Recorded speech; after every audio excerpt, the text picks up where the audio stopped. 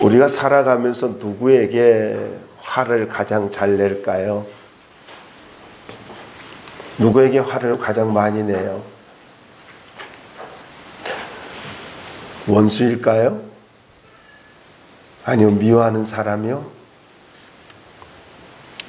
근데 의외로요, 가까운 사람, 사랑하는 사람에게 화를 가장 많이 낸다고 합니다.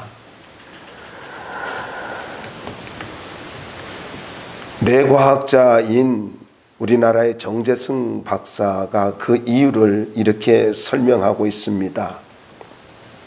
우리 뇌에는 나를 인지하는 영역과 타인을 인지하는 영역이 있다고 합니다. 그런데 나와 가까운 관계일수록 나를 인지하는 영역에 가깝게 저장을 한답니다. 그리고 내가 나라고 인지할 정도로 가깝기 때문에 내가 마음대로 통제하고 싶어하는 마음이 있다는 거예요. 가까울수록 나라고 인지하고 통제하고 싶어하는 그런 마음이 있다는 거예요. 나와 한 몸이라고 생각하기 때문에 마음대로 해도 된다라고 생각하고 때로는 불같이 화를 낸다고 한다는 것입니다. 여러분, 이 대표적인 예가 바로 엄마래요. 아빠래요. 사랑하니까 화를 버럭 내고 엄마한테, 그리고 혼자서 또 후회하기도 하고, 세상에서 살다가 여러 가지 당하잖아요. 그래서 참잖아요. 세상에서는 화를 내지 못하고 많이 참잖아요. 근데 집에 돌아와 가지고는 가족에게 화를 내는 것은 나라고 생각하기 때문에, 사랑하니까, 그러니까 마음대로 할 수 있다라고 생각한다는 것입니다. 그래서 화를 낸대요. 제가 이 글을 읽으면서 공감이 되어졌어요. 우리가 살아오면서 부모에게 함부로 화를 내는 이유가 뭐예요? 사랑하니까, 또 나라고 생각하니까. 근데 여러분, 사랑하면 소중히 여겨야 됩니다. 사랑하면 존중히 여겨야 되는 거예요. 이걸 잘 보여주는 것이 하나님의 사랑이에요. 하나님께서 우리를 너무나 사랑하셔서 너무나 귀하게 여겨주셔서 독생자 예수님을 보내주셨고, 그 예수님은 십자가에서 기꺼이 당신의 몸을 희생하셨습니다. 이게 사랑이에요. 그래서 하나님이 세상을 이처럼 사랑하사 독생자를 주셨다라고 요한복음 3장 16절에 말씀하고 있는 것입니다. 로마서 5장 8절을 보세요. 우리가 아직 죄인 되었을 때에 예수님을 십자가에 못 박아 죽게 하심으로 하나님의 사랑을 우리에게 확증하셨다라고 말씀하고 있어요. 그래서 사랑은 희생이고 사랑은 존중히 여기는 것입니다. 정말로 존귀하게 여겨야 돼요. 그래서 여러분, 이 부모 어버이 주를 맞이해 가지고 저는 여러분들에게 좀 강조하고 싶습니다. 여러분, 사랑하는 분을 소중히 여긴다고 하면서 함부로 하지 마십시오. 존귀하게 여기셔야 합니다. 본문은 사복음서 중에서 누가복음에만 나오는 그러한 특별한 말씀이지요. 탕자의 비유라고도 이야기하는데, 선한 목자 비유, 잃어버린 드라크마를 찾는 여인의 비유, 한결같이 죄인 하나를 찾으시는 하나님의 사랑을 말씀하고 있습니다. 당시 관습과 법적인 절차를 잘 보여주고 있는 비유들입니다. 그런데 이 비유 속에서 영적인 감동과 충격이 있다라는 것입니다. 자, 여러분 보자고요. 11절로부터 24절을 통해서 보면은 돌아온 아들로 인한 아버지의 기쁨을 말하고 있고, 25절부터 32절은 첫째 아들의 냉혹한 태도로 말미암아서 아버지의 아픈 마음을 이야기하고 있습니다. 마음이 그 굴절된 큰아들의 자세가 아버지의 마음을 너무나 아프게 한 것처럼 회개하지 않는 사람들 때문에 하나님의 마음이 얼마나 아픈가를 보여주고 있습니다. 그래서 이 본문을 이렇게 정리할 수 있어요. 작은 아들은 잃었다가 찾았다면은요, 큰아들은 가까이 있었는데 잃어버렸다라는 것입니다. 이게 참 가슴 아픈 거잖아요. 그런데 이거를 전체적으로 좀 요약을 해보고 싶은 것이 있는데, 특별히 탕자를 통해서 타락의 7단계와 회복의 7단계를 말씀하고 있거든요. 정리한 거 그냥 쭉 읽어드릴게요.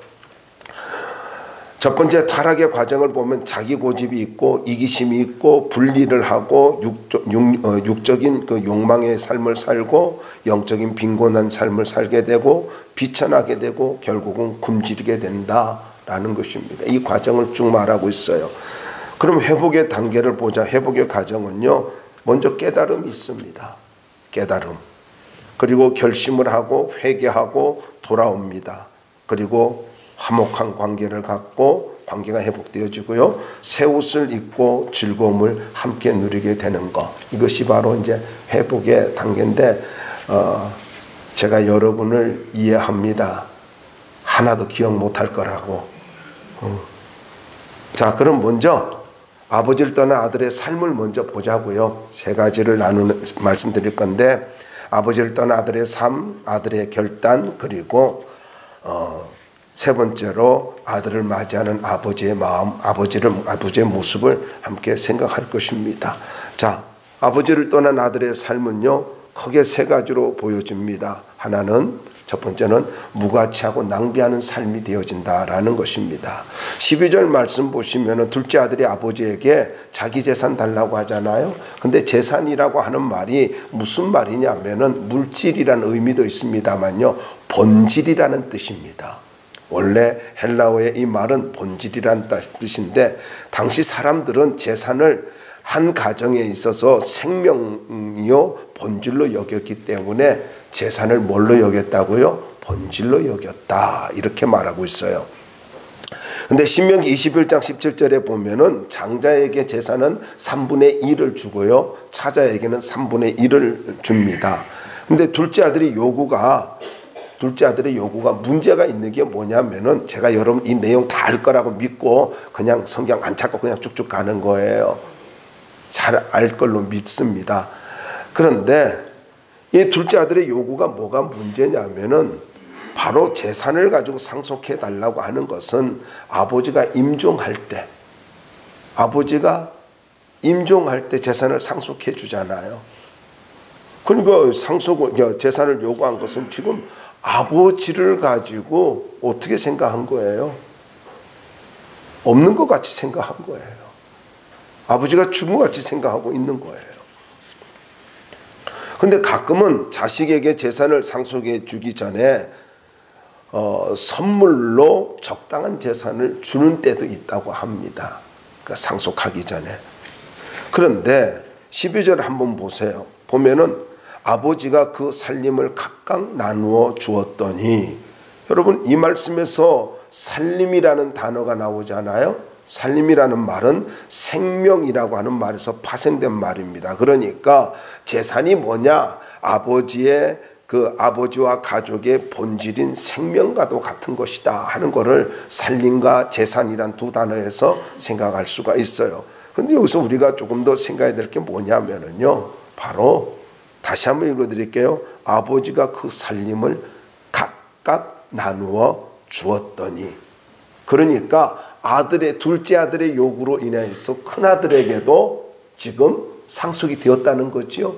둘 다 나눠줬다라는 것입니다. 근데 유대 사회에서는 아버지가 생존해 있을 때는 재산을 물려받았을 경우라 할지라도 상속자가 자신의 임의대로 이것을 사용할 수가 없다라고 합니다. 가령 아버지가 생존해 있을 때의 재산을 가지고 어떻게 사용해 가지고 이익을 남겼다라고 한다면은 뭐 장사를 하든지 뭘 하든지 이익을 남겼다 할지라도 그 모든 것을 아버지에게 돌려드려야만 된다라는 것입니다. 자, 이게 31절에서든 생각을 하고 있는데, 어쨌든 말씀 보면은요 13절에 다 모아 가지고 라는 말이 있죠. 다 모아 할 때 다라는 말은요 이 뭐지 판다라고 하는 헬라어인데 모든 것을 란 그런 뜻이에요. 모든 것. 그러니까 그리고 또 모아가지고라는 말은 현금으로 바꾼다, 거두어 들이다 이런 뜻이거든요. 그런데 어느 학자가 이 말을 참 재미있게 표현했더라고요. 둘째 아들은 모든 것을 현금화 시켰다라고 이렇게 보질 않고요. 뭐냐면은 가족에 대한 사랑도 아버지에 대한 애정도 모든 것을 다 가지고 아예 아버지의 인연도 끊고 가족과의 인연도 끊고 모든 것을 가지고 떠나버렸다. 이렇게 다 모아가지고 이 말을 그렇게 확대 해석을 하는데 상당히 일리가 있었습니다. 어쨌든요 여러분 모든 인연을 끊어버리듯이 먼 나라로 갔잖아요. 그런데 거기 가서 어떻게 했습니까? 화랑방탕했대요. 근데 이 화랑방탕했다는 단어가 무서운 단어입니다. 구원에 합당치 않는다라는 뜻입니다. 화랑방탕이 뭐라고요? 구원에 합당하지 않다. 낭비한다라는 말은요. 이 말도 또 무서운 말이에요. 쭉정이와 알곡을 가지고 구분하기 위해서 이게 곡식을 가지고 키로 이렇게 하지 않습니까? 그러니까 바람에 날리듯 공중으로 던지는 것. 이것이 바로 낭비했다라는 뜻입니다. 그러니까 알곡을 모으기 위해서 이렇게 곡식을 키를 가지고 이렇게 흔들듯이 그렇게 하는 거거든요. 그러니까 이걸 가지고 NIV가 아주 한마디로 이렇게 요약을 했어요. NIV 성경은요. 거친 삶을 사는 것이요. 거친 삶을 살았다. 이렇게 번역을 했더라고요. 그러니까 낭비한 허랑방탕한 삶을 뭐냐? 허랑방탕하고 낭비한 삶을 거친 삶이었다. 와일드 리빙이라고 이렇게 번역을 했더라고요. 여러분 저는 이 말이 그렇게 은혜가 됐더라고요. 하나님을 떠난 삶이 어떤 삶인 줄 아세요? 거친 삶입니다. 광야 같은 삶이에요. 하나님이 연단하기 위해서 허락한 광야의 삶이 아니라 내가 선택하고 하나님을 떠난 삶은 메마른 삶이고 광야 같은 삶이라는 겁니다. 구원에 합당치 않는 삶이라는 것입니다. 은혜에서 멀리 떨어진 삶이라는 것입니다. 여러분 내가 선택하는 삶으로 살지 마시기를 바랍니다. 하나님이 인도하는 삶을 살 수 있기를 바랍니다. 나의 선택은 언제나 광야입니다. 나의 선택은 언제나 거칩니다. 그런데 하나님께서 허락하시고 하나님께서 인도하는 삶은 광야라 할지라도 만나가 있습니다. 광야라 할지라도 생수가 솟아나는 곳입니다.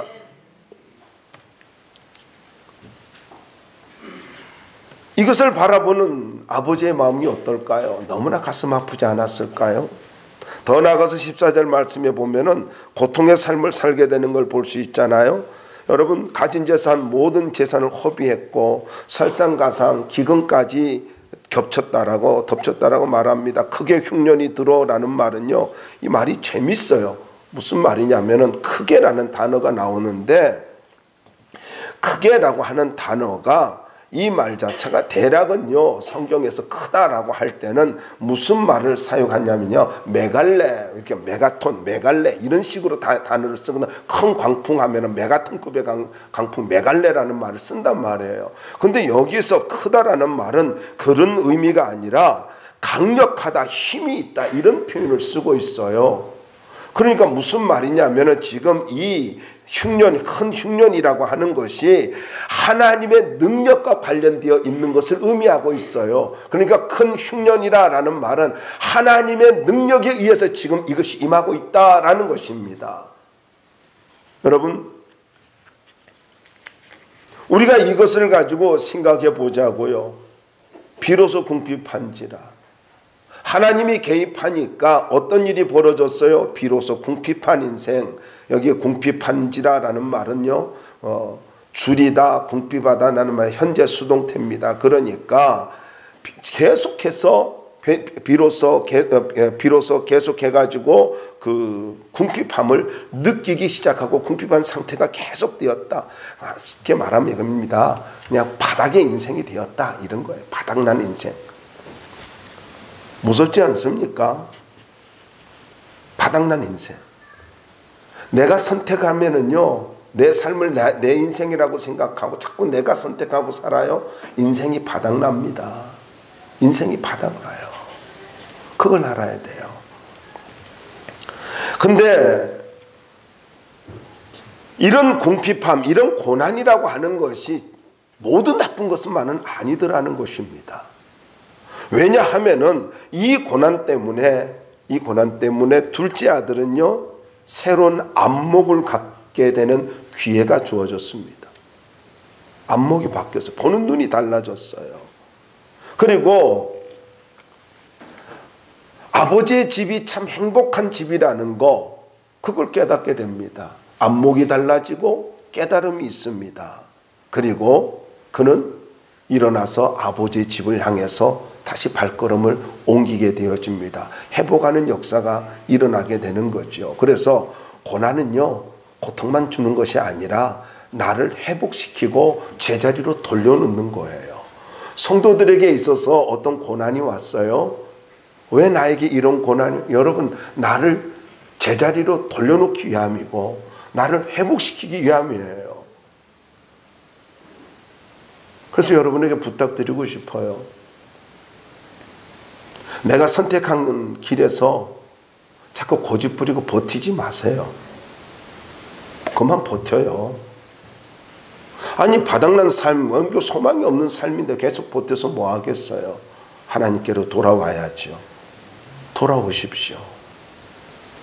이제는 돌아와야 할 때예요. 너무 늦었다고요? 아니요.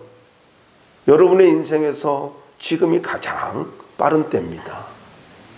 돌아와야 돼요. 그러면 하나님께서 새로운 인생을 만들어 주십니다.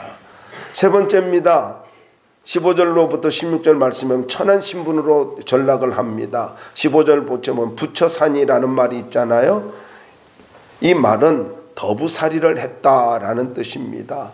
당시 유대 민족에는요, 팔레스타인에 약 50만 명이 살았고, 그리고 400만 정도는 디아스포라로 살았다고 합니다. 각지에 흩어져 가지고 살았대요. 그래서 유대인들은 동족을 가지고 종으로 부리지 않습니다. 이거는 거의 철칙입니다. 그리고 더 나아가서 다른 민족 속의 종이 되는 것을 가장 큰 수치로 여겼어요. 그런데 이 둘째 아들은 어떻게 됐어요? 돼지를 치게 됐잖아요. 돼지는 성경의 불결한 부정한 짐승이지 않습니까? 그런데 돼지를 친다라고 하는 말은요, 천하고 부정한 인생이 되었다, 이런 의미가 돼요. 그래서 16절에 보면은 또 쥐염 열매를 먹는데 먹고자 해도 주는 사람이 없다 그랬잖아요. 불결한 짐승이 먹는 쥐염 열매, 여러분, 어느 누구도 도와주지 않았다는 것입니다. 무슨 말이에요? 사람들로부터 비웃음과 조소를 받고 완전히 소외된 인생, 그런 인생, 철저한 이런 고독한 인생이 되었다. 저는 여러분에게 이 말씀을 통해서, 아니, 우리 모두가 더 도전받아야 된다고 생각해요. 자꾸 여러분 홀로 있는 시간이 되나요? 외로움이 느껴지나요?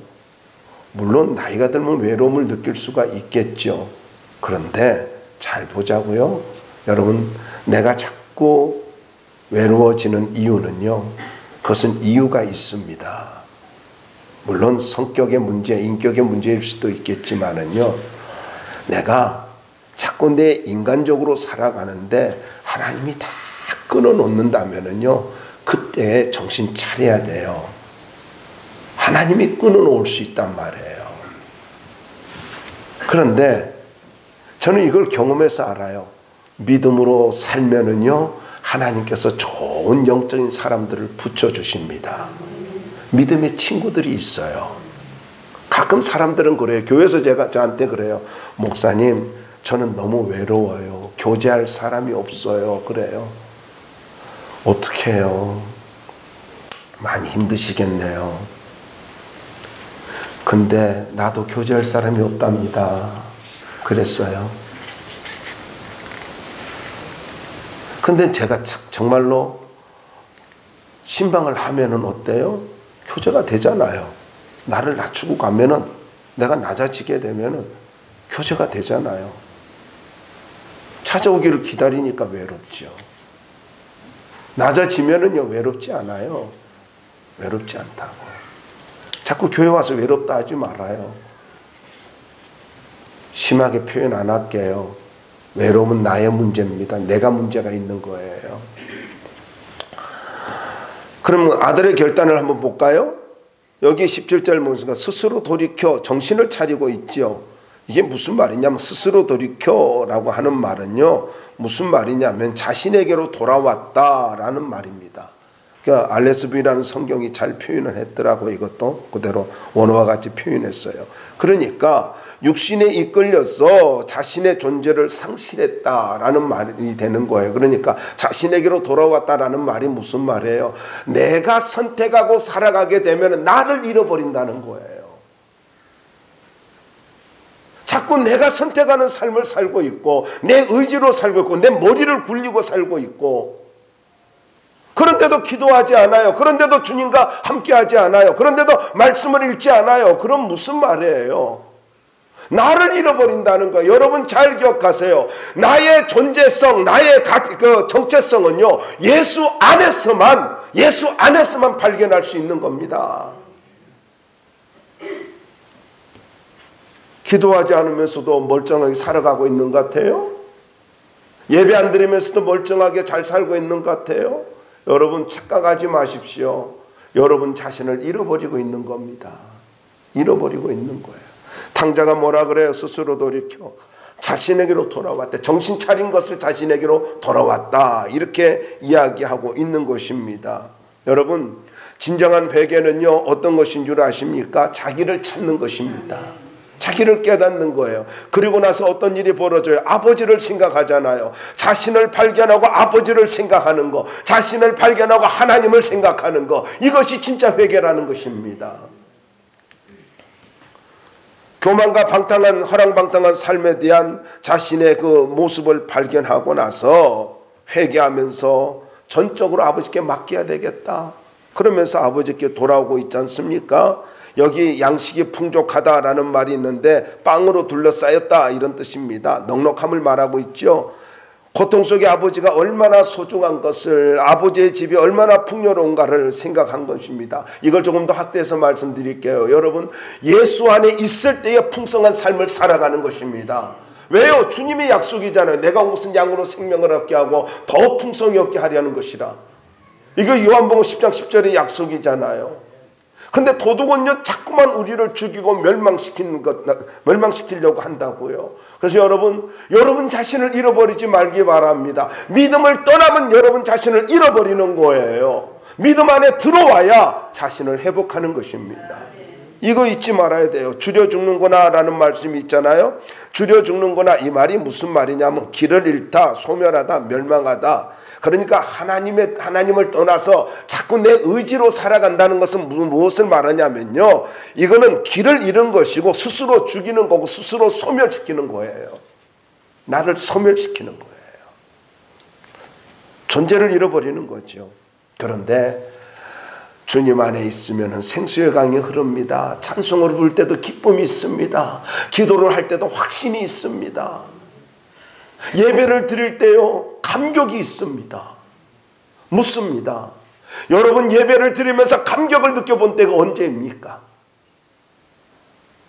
한 달 전인가요? 1년 전인가요? 아니면 오늘도 예배를 드리면서 감격을 느끼나요? 찬송을 부르면서 여러분에게 눈물을 주시고 찬송을 부를 때 여러분의 기쁨이, 여러분의 심령에 기쁨이 가득 차고 예배를 드릴 때 너무나 소중함을 느끼면서 감동을 하고 예배를 드리고 있습니까? 그것이 예수 안에 있는 거고 그것이 풍성한 삶을 말하는 것입니다. 예수 안에 있어야 돼요. 예배를 안 드린데도 아무런 감각이 없어요. 여러분 자신을 잃어버린 겁니다. 더 나아가서 모든 것을 내려놓는 것을 볼 수 있습니다. 회개하고 모든 걸 내려놓는데 18절에 보면 일어나라는 말이 있죠. 이 말이 너무 중요한 말입니다. 아나스타스라는 말인데 헬라어로 다시 살아난다라는 말입니다. 다시 살아난다. 부활한다는 것 같은 말이죠. 참된 회개는요 마음뿐만 아니라 행동의 변화까지 수반하게 되는데 내가 이렇게 회개하고 돌이킬 때에 이때 내가 살아나는 거예요. 자신을 찾을 뿐만 아니라 살아나게 된다고요. 진짜 내가 생명을 갖게 되는 때가 언제인 줄 아십니까? 하나님께 돌아올 때예요. 회개할 때라는 거예요. 맨날 회개한다고 하는데 삶의 변화가 없어요. 그건 회개가 아닙니다. 18절에 잘 보여주고 있죠. 감당하지 못하겠나이다. 이 말은 더 이상 나에게 합당하지 않다, 알맞지 않다, 법적으로나 도덕적으로 자격이 없다라고 고백을 하는 거거든요. 그러면서 품꾼의 하나로 써달라고 말하고 있습니다. 여기 품꾼이라는 말은 무슨 말이냐면은 계속해서 장기간 뭐 그렇게 계약을 맺어 연봉 계약하는 거 그게 아니에요. 이 말은요, 일시적인 기간만 고용하는 사람, 날품팔이를 말하고 있습니다. 그러니까 지금 이 둘째 아들은 뭐라고 말하고 있습니까? 철저하게 자기는 날품팔이라도 써주신다면 감사하겠다는 거예요. 자기를 완전히 낮춘 거예요. 여러분, 회개가 뭔 줄 아십니까? 은혜 받았다는 게 뭔 줄 아십니까? 철저히 나를 낮추는 것입니다. 철저히 내가 낮아지는 거예요. 목사인데, 장로인데, 권사인데, 아니요. 우리는요, 주님 앞에 청지기들이에요. 그저 쓰임받으니까 감사한 거예요. 쓰임받으니까 감사한 거예요. 거기에 무슨 불만이 있어요? 날품팔이라 할지라도 써주시니까 감사한 거지요. 이게 회개예요. 이게 둘째 아들의 모습이라고요. 품꾼의 하나로. 그래서 여러분, 가끔 주의 일을 하다가 뭘 이렇게 뭐 원망하고 불평하고 투덜거려요. 여러분 잘 기억하시기 바랍니다. 그것은요, 올바른 회개가 아닙니다. 은혜 받은 자의 모습이 아니에요. 잊지 마십시오. 철저한 자기 비움이 있을 때 이게 회개입니다. 철저한 자기 비움. 그래서 자기 비움이 없다면 회개가 아니죠. 그런 놀라운 것은요, 자기 비움이 있어야 하나님을 만나요. 자기 비움이 있을 때 아버지를 만나듯이 자기 비움이 있을 때에 하나님을 만나게 되고 성령을 체험하게 되어지는 것입니다. 기도하다가 보면 나는 아무것도 아닙니다라고 나를 온전히 내려놓을 때 성령이 임하기 시작하고 성령이 나를 사로잡기 시작하는 거예요. 세 번째입니다. 아들을 맞이하는 아버지의 모습을 보자고요. 20절에 보면 사랑으로 맞이해 주고 있습니다. 그런데 내용을 한번 보시면 20절을 보시면요, 이 끊어진 관계 회복이 아들에 의해서 결정되어지는 것이 아니라 아버지의 주도하에서 이루어지고 있다라는 거예요. 아버지의 주도적인 사랑으로서 모든 것이 만들어지고 있습니다. 볼까요? 첫 번째예요. 아버지가 먼저 아들을 알아봤다는 거예요. 아들이 아버지를 알아보지 않았어요. 상거가 뭔데, 서로의 거리가 뭔데, 아버지가 알아봤어요. 여러분, 실루엣만 보고도 알아본 거예요. 아니, 연세가들은 아버지는 연세가 있었잖아요. 근데 눈이 안 좋을 텐데 어떻게 알아봐요? 아들은요, 실루엣만 보고 알아요. 자식은요. 여러분 경험했잖아요. 애들 키우면서 운동회 가면요, 누구만 보여요? 내 아이만 보이잖아요. 잘생긴 애들이 얼마나 많아요. 근데 나하고 똑같은 애만 보이잖아요. 내 아들이 잘났어요? 내 딸이 잘났어요? 아멘도 안 하네. 안 났잖아요. 안 생겼잖아요. 그런데도 그냥 그 아이가 어떻게 달덩이같이 보이고 해같이 보이고 아주 선명하게 그 아이만 눈에 들어오는 게 뭐예요? 자식이니까. 하나님은요, 우리만 보여요. 우리만. 하나님은 우리만 보인다고.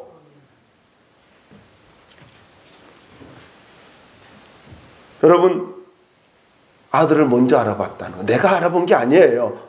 아들이 알아본 게 아니라 하나님이 먼저 알아본 거예요. 아버지가 먼저 알아본 거죠. 둘째는요, 아들의 회개를 듣기 전에 측은하게 여겼대요. 여기 측은하게 여겼다라는 말이 무슨 말이냐면요, 이 말이요, 엄청난 이 다이너마이트 같은 말씀이에요. 측은하게 여겼다라는 말은요, 무슨 말이냐면은 내장이, 창자가 일렁일 정도로 마음이 아파 견딜 수 없는 상태를 말합니다.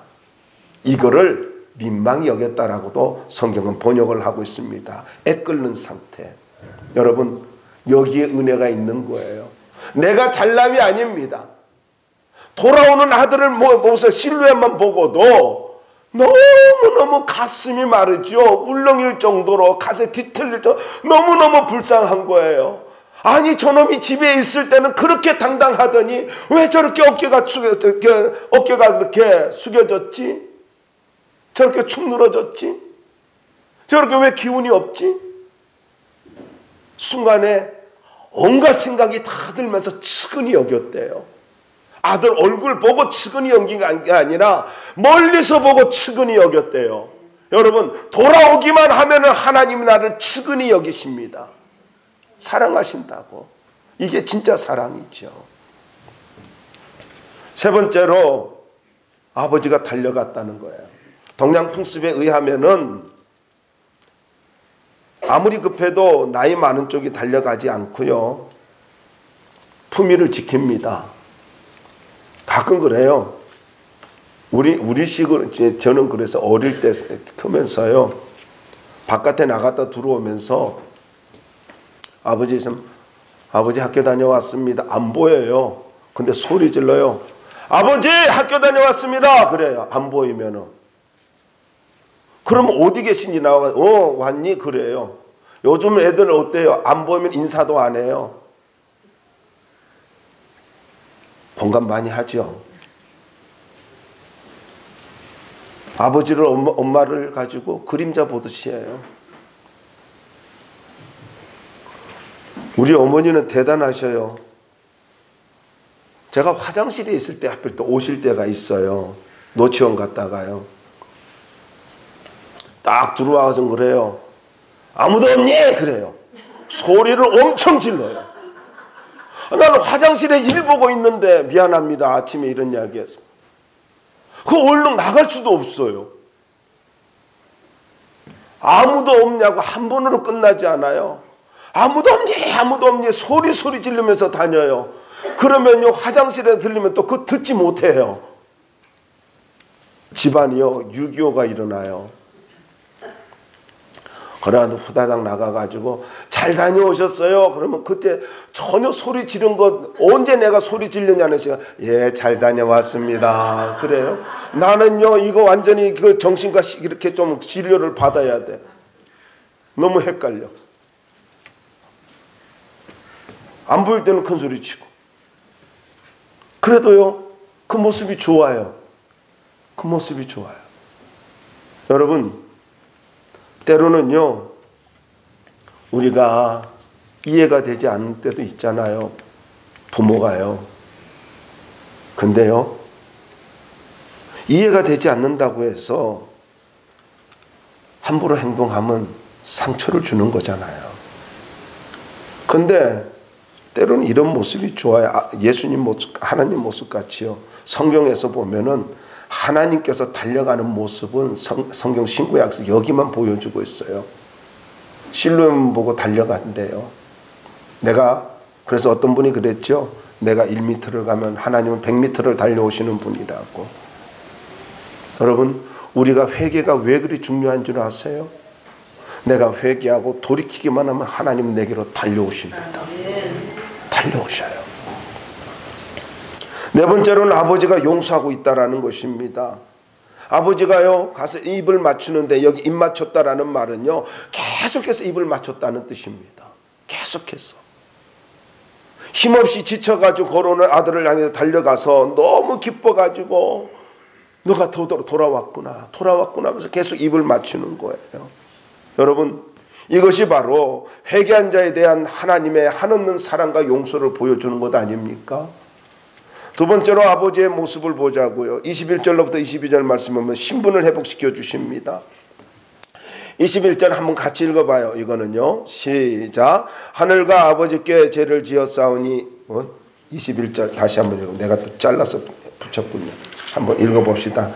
아들이 이르되 시작. 아들이 이르되 아버지 내가 하늘과 아버지께 죄를 지었사오니 지금부터는 아버지 아들이라 일컬음을 감당하지 못하겠나이다 하니 22절 읽읍시다. 시작. 아버지는 종들에게 이르되 제일 좋은 옷을 내어다가 입히고 손에 가락지를 끼우고 발에 신을 신기라. 자 여러분 이 말씀에 보면은요 참 재미있는 말씀이 나와요.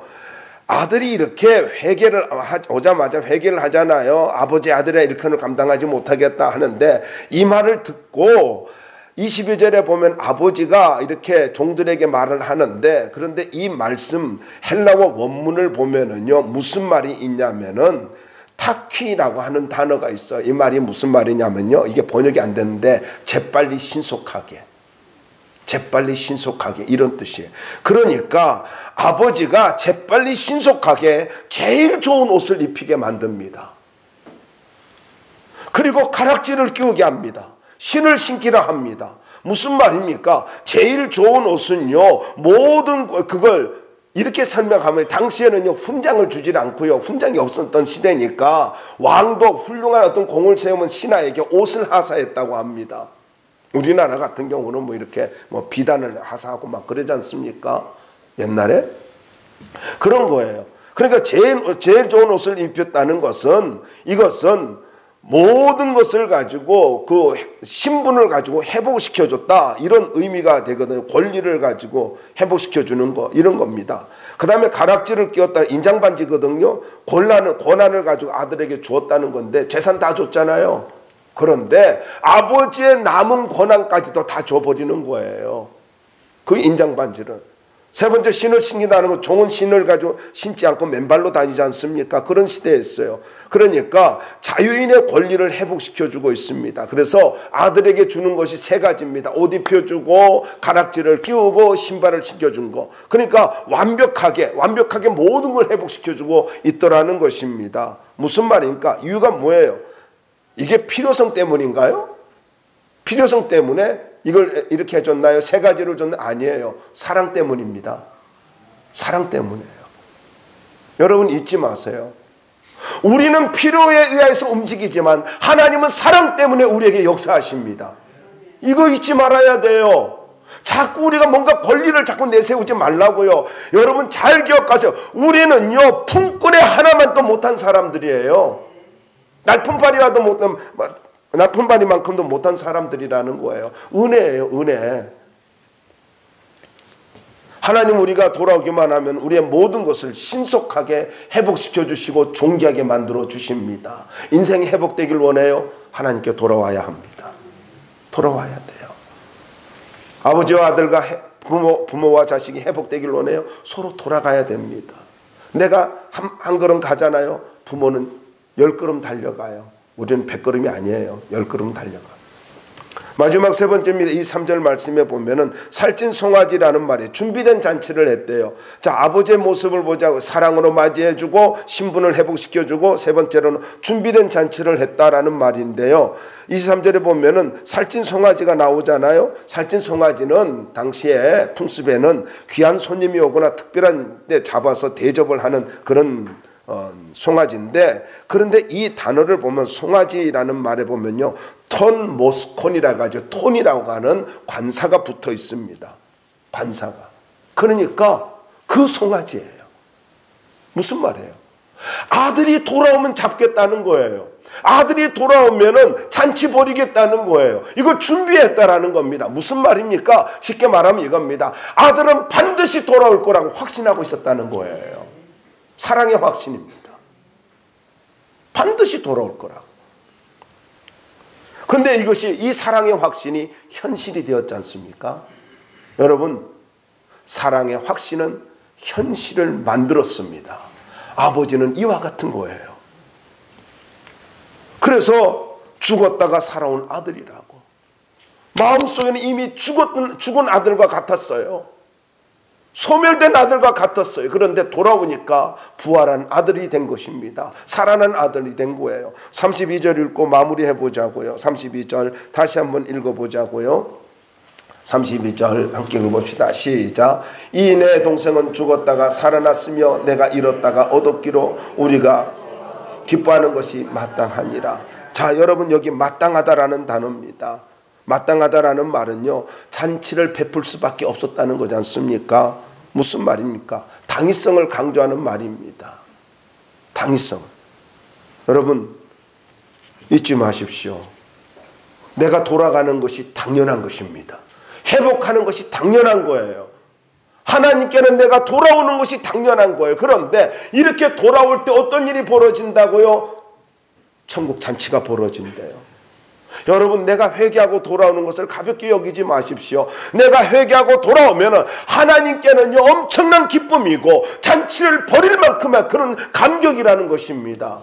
회개를 단순하게 생각하지 마세요. 나의 입장에서는 좀 비참한 것 같고 좀 어떻게 보면 모양새 빠지는 것 같고 그래요? 아니요. 여러분, 내가 하나님 앞에 돌아올 때 모든 것이 회복되어질 뿐만 아니라 하나님은 나를 향하여서 엄청난 감격을 가지고 잔치를 벌이신다는 겁니다. 잔치를 벌일 정도로 기뻐하신다는 거예요. 이 아버지의 마음도 모르고 큰아들은 원망을 합니다. 투덜댑니다. 무슨 말이에요?